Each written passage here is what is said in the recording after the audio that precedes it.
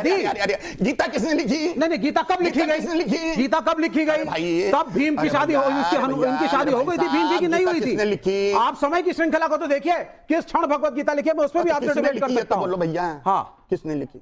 नहीं, आप मुझे बताइए। नहीं, घुमाइए मत आप बात को, आप सीधी बात बोलिए। वर्ण संकट होगा अगर इंटरकास्ट मैरिज होगी, ये गीता में लिखा है।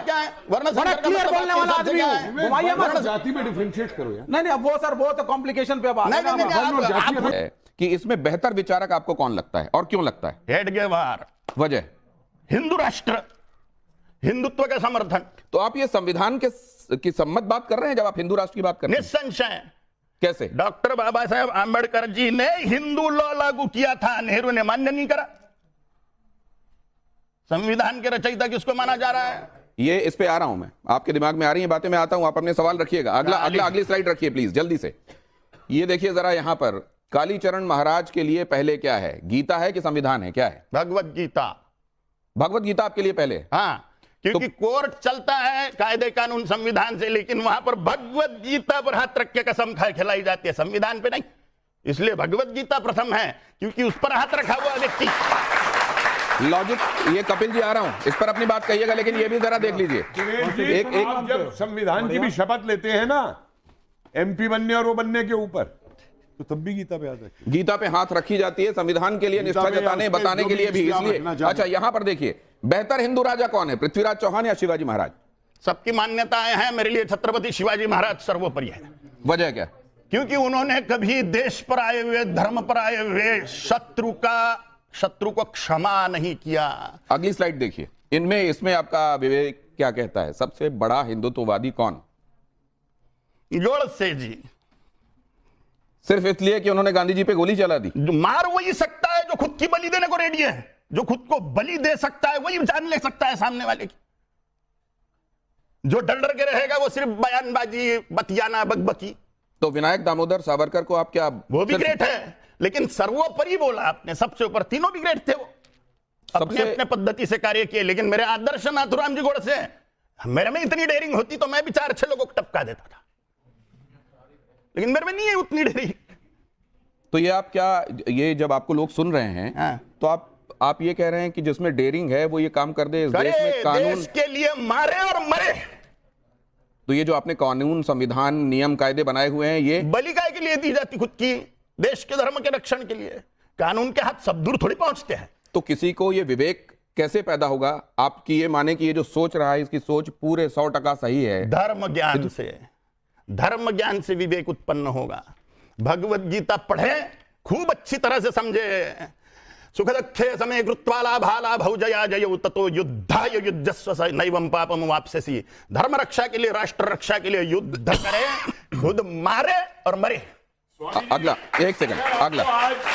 अगर आपको आज क्या संसद में आपको आज AK-47 दे दी जाए, 1000, 5000, 10,000, क्या आप यहां से हिंदुओं को उन AK-47 लेकर के बांग्लादेश में लीड करेंगे हिंदुओं को बचाने के लिए? निस्संशय। नहीं तो करिए, क्यों नहीं इकट्ठा करते? कौन दे रहा है AK-47? क्यों नहीं? खाली याद चिल्लाने लगे हिंदुओं को ये हो रहा है बांग्लादेश के। बात करना, बात करिए ना, इकट्ठा करिए ना।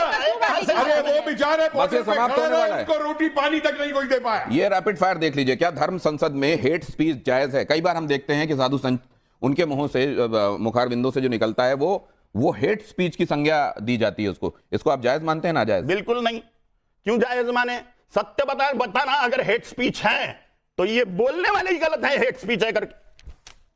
सच बताना अगर हेट स्पीच है तो बोलने वाले ही गलत है। तो कई बार उस तरफ से जो आवाजें आती हैं वो भी कहते हैं कि हम जो कह रहे हैं वो सच कह रहे हैं। आप हेट स्पीच कैसे, भड़काऊ कैसे कह रहे हैं इसको? उन पर कहां से ऑब्जेक्शन हो रहा है? उन पर क्या कायदे कानून हो रहा है? उन पर कौन सी कार्रवाई हो रही है? कार्रवाई तो हिंदुओं पे हो रही है, हिंदुओं की तरफ से बोलने वाले पर कार्रवाई हो रही है। अगली स्लाइड देखिए जरा, इसमें आप क्या कहते हैं? ये सवाल कहता है कि दोनों धर्म संसद में कितना अंतर है? स्वामी विवेकानंद 1893 शिकागो अमेरिका, और कालीचरण महाराज जिसमें थे रायपुर छत्तीसगढ़, इन दोनों में क्या अंतर है और कौन श्रेष्ठ है? विवेकानंद ही श्रेष्ठ है, इसमें कोई संशय नहीं है। मैं कहा किधर का कौन? मैं तो बुरा आदमी हूं बहन जी के हिसाब से, झूठा हूं। विवेकानंद जी तो ग्रेट है बहन जी, आपके हिसाब से विवेकानंद ग्रेट है कि नहीं है? विवेकानंद ग्रेट है कि नहीं? असल में तो वो यहां पे होती, अगर उनकी राय ले रहा होता मैं। धर्म संकट में यहां पर अगली स्लाइड दिखाइए। सनातन धर्म की रक्षा किससे? संत से, सरकार से, संविधान। किससे सनातन धर्म की रक्षा संभव है? संत करेंगे तो, सरकार करेगी तो संविधान। सरकार करेगा धर्म की रक्षा। सरकार माने कौन? राजाओं का समूह। 4945 राजा, 4150 विधायक, 545 लोकसभा सांसद, 250 राज्यसभा सांसद। तो ये जो विचार हैं वो विचार आपके सामने आ गए। अब जरा एक बार क्विकली मैं मेहमानों के पास, और अगर आपके पास कोई सवाल है, सवाल किससे है और सवाल आपका क्या है, अपने दिमाग में तैयार रखिएगा, आपके पास आने वालों में। भगवत गीता पे बात करूंगा। आपने भगवत गीता की प्रशंसा करी, आपने बोला कि साहब भगवत गीता सर्वोपरि है आपके हिसाब से। भगवत गीता में 2 कॉन्सेप्ट्स पे मैं आपसे डिस्कशन करूंगा। पहला, उसमें वर्ण व्यवस्था को जस्टिफाई किया गया है, और आप झूठी बात नहीं है, मुझे मत सिखाइए, प्रमाण देंगे। हाँ सुनिए आप पहले, उसमें वर्ण व्यवस्था जस्टिफाइड है, चारों वर्णों का वर्णन है, ये पहली चीज। दूसरी चीज, भगवत गीता के अंदर यह भी लिखा हुआ है, एक जाति की औरत अगर दूसरी जाति के में शादियां शुरू कर देगी तो वर्ण संकट उत्पन्न होगा। Bhagavad Gita inter caste marriage के खिलाफ है, और आप जो कह रहे हैं वो अलग है, प्रोग्रेसिव कह रहे थे आप, जहां तक शादी का सवाल है उसमें मैं आपसे सहमत हूं। तो अब आप कैसे कह सकते हैं कि आप इसको जस्टिफाई कर रहे हैं भगवत गीता को? वो श्लोक आप बोलोगे? श्लोक मुझे मत सिखाइए, श्लोक बोलने से नहीं सर। अगर आप कोई प्रश्न पूछते हैं, मैं 21 टीकाएं पढ़ चुका हूं भगवत गीता की, सुन लीजिए, श्लोक मत सुनाइए, जवाब सुन लीजिए, जवाब सुन लीजिए। चातुर्वर्ण्यम मया सृष्टम गुणकर्म विभागशः तस्य कर्तरमपि मां विद्य कर्तारम अव्ययम। ये वो श्लोक है। चारों वर्णों की रचना मैंने गुण और कर्मों से करी हुई है, जन्म से नहीं। कोई ब्राह्मण क्षत्रिय वैश्य शूद्र जन्म से नहीं होता। और इंटरकास्ट मैरिज पे क्या बोलेंगे? इंटरकास्ट मैरिज में जिनके खान पान समान है, जिनका भगवत गीता में ये नहीं लिखा है, आप गलत बोल रहे हैं। अर्जुन का विवाह नागकन्या से हुआ, आप गलत कह रहे हैं। भगवत गीता में इंटरकास्ट मैरिज वैध नहीं है, और मैंने 21 टीकाएं पढ़ी हैं। एक सेकंड विवेक जी, वो उदाहरण दे रहे हैं कि अगर अर्जुन का विवाह या भीम का विवाह, हिडिंबा के साथ भीम का विवाह हो सकता है, घटोत्कच उन्हीं की संतान। वो गीता नहीं, तो गीता लिखी गई थी। गीता किसने लिखी? नहीं, गीता कब लिखी गई? गीता कब लिखी गई? तब भीम की इनकी शादी हो गई थी, भीम जी की नहीं हुई थी। आप समय की श्रृंखला को तो देखिए, किस क्षण भगवत गीता लिखी है, मैं उस पर भी आपसे डिबेट कर सकता हूं। बोलो भैया, हाँ किसने लिखी? नहीं, आप मुझे बताइए। नहीं, घुमाइए मत आप बात को, आप सीधी बात बोलिए। वर्ण संकट होगा अगर इंटरकास्ट मैरिज होगी, ये गीता में लिखा है। बड़ा क्लियर बोलने वाला आदमी हूं, घुमाइए मत। जाति में डिफरेंशिएट करो यार। नहीं, अब वो सर, वो तो कॉम्प्लिकेशन पे बात है। आप पूरी तरह से कांटा निकालने को तैयारी नहीं हो। नहीं, पूरी तरह से। अभी आपने जो बीच में टिप्पणी की थी वो लेकर आइए, ये तो जवाब मिल गया कि वो, देखिए वर्ण अलग है, जाति अलग है। चारों वर्ण का ऋग्वेद में भी जिक्र यही है, कर्म से है। आप इसका यक्ष का संवाद देख लीजिए यम के साथ, वहां भी वही, सॉरी यक्ष और अर्जुन भीम युधिष्ठिर संवाद देख लीजिए। और किसी भी समय पे जो ये 4 वर्ण बने थे, इन वर्णों को कार्य के हिसाब से बदला जा सकता था, कोई कुछ भी कर सकता था। उसके बाद दूसरी स्थिति आई जब ये हुआ कि जिसके यहां पैदा होगे कहलाओगे वही, लेकिन वर्ण बदल सकते, काम बदल सकते हो।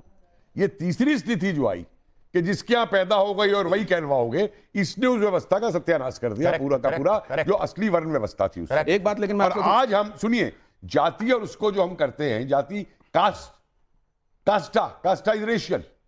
रेशियल का जाति से कोई मतलब नहीं है, जो अंग्रेजों ने ट्रांसलेशन किया। और एक चीज और मैं बता दूं आपको, 1871 की सेंसस में हमारे बहुत से ऐसे व्यावसायिक संप्रदाय थे, कुम्हार, लोहार, बढ़ई, तेली, जिनको कभी लो कास्ट नहीं कहा गया था, जिनको अंग्रेजों ने पहली बार 1871 की सेंसस के अंदर लो कास्ट कह करके लिखा। वहां पे अंग्रेजों ने सिखाया था सर, विद ड्यू रिस्पेक्ट, कि गांव के अंदर इस आदमी को पानी हम अपने घर में नहीं पिलाएंगे, खाट पे नहीं बैठने देंगे। मैं आ रहा हूं सर, वो एक बड़ी लंबी बहस हो जाएगी और विषयांतर हो जाएगा। मैं जरा कोई ये बता दे कपिल जी, फिर मध्यकालीन के अंदर का क्यों नहीं लिखा जाता? यहाँ पर मध्यकालीन के अंदर ये जो ऑडियंस है, कालीचरण महाराज के लिए इनके पास क्या सवाल? मेरा सवाल कालीचरण जी से है।